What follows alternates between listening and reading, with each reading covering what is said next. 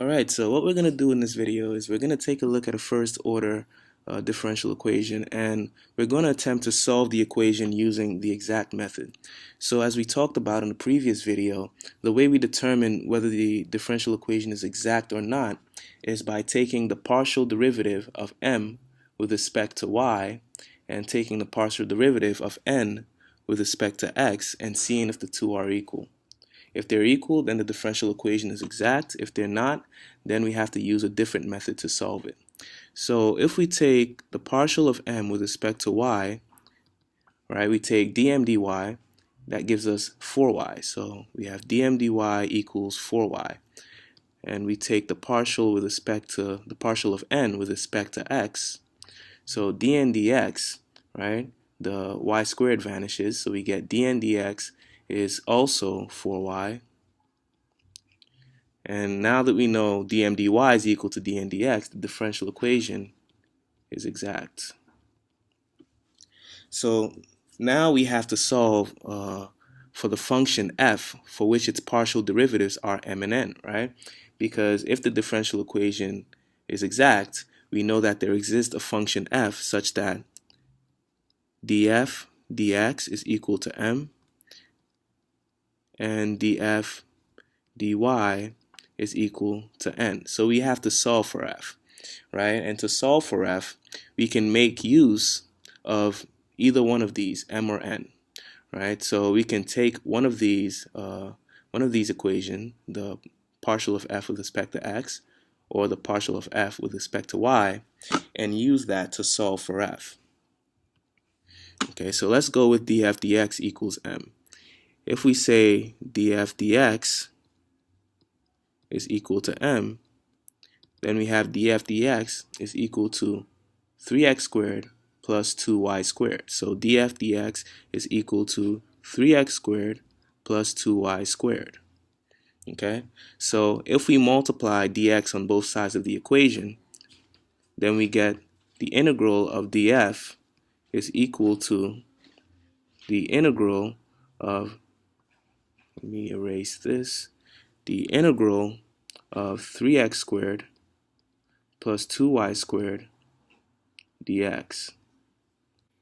So after integration, we get f of x comma y is equal to x cubed plus 2y squared times x. And of course, we have an additional constant, and our constant is going to be a function g of y, right? We consider our constant to be a function of y because we integrated with respect to x.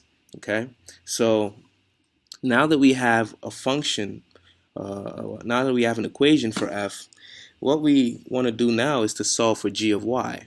The way we do that is by differentiating f with respect to y and then setting it equal to n. Okay, setting it equal to n allows us to be able to solve for g of y. So we take df dy, and that gives us 4y x plus g prime of y. Okay, so df dy is equal to 4yx plus g prime of y, and we said df dy is equal to n. N is 4xy plus 6y squared. So our df dy is going to be 4xy plus 6y squared. Okay, and of course, this implies that g prime of y is equal to 6y squared. So we write that down here. G prime of y is equal to 6y squared. Okay, so g prime of y is equal to 6y squared. So if we integrate both sides, and we integrate with respect to y, we have the integral of g prime of y dy equals the integral of 6y squared dy. So we find that g of y is going to be equal to 3y cubed. So we have g of y is equal to 3y cubed, and of course we have another constant, so let's make it h.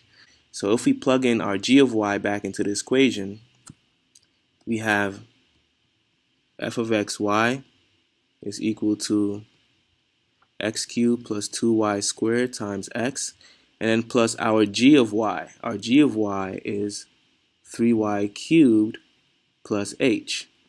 Okay? So we have f of xy equals x cubed plus 2y squared x plus 3y cubed plus h. Our solution for the differential equation has to be of the form f of xy equals to c, a constant. So what we can do is we can take this f of xy and we can write it as x cubed plus 2y squared x plus 3y cubed plus h is equal to a constant c. And now we can take this h and absorb it into this constant over here. We can combine it over here, and this will just leave us with x cubed plus 2y squared x plus 3y cubed equals c. Okay, so this is our solution for the differential equation.